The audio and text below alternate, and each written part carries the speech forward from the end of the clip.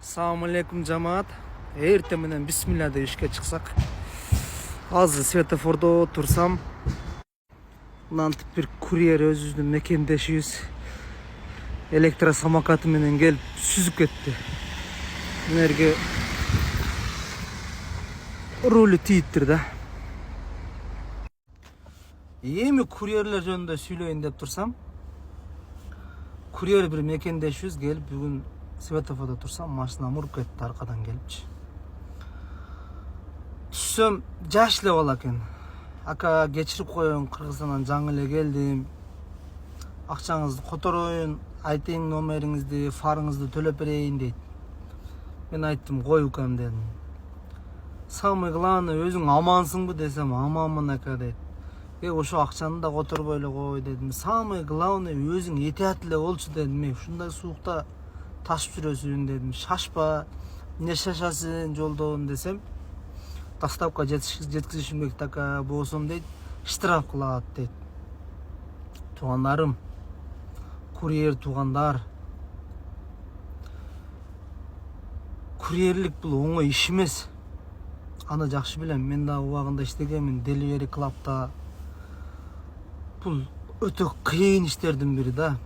Бирок этият болгулачы, сураны силерден, Москвадагы курьер бир туугандар. Шуну бардык группаларга да жөнөтүп койсоңор болот, туугандар. Мындай эртең менен чыгып атканда бисмилля деп, шашпайынчы деп, мындай силердин баягы эки жаныңар болобу дейм да, курьерлер. Бир кара жаным, анан бир анан өзүмдүн жаным дегендейчи. Бирдеке болуп сүзүп кетсе, майып болосуңар.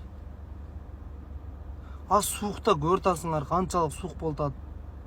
Этият эле болгула, зып эле өтүп кетесиңер, адамды чочутуп, түнү дагы ушундай кетесиңер. Жок, силерди сүзүп кеткен адам иштеке болбойт. Силер 200 сом, 300 сомго деп кеч калам, табам деп орто жолдо майып болуп калып, бирдеке болуп калаткандардын көбүн көрүп атабыз. Койгула туугандар. Шашпагыла.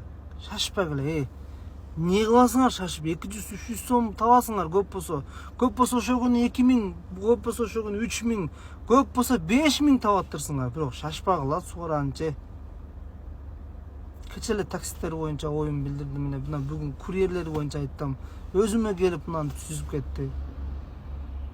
Не кереги бар ал нерсенин? Шашпагыла. Ишиңерди кылгыла, туура. Баардыгыбызга акча керек. Ошон үчүн келгенбиз бияка мигрант болупчу. Бирок аман болгулачы, суранчы.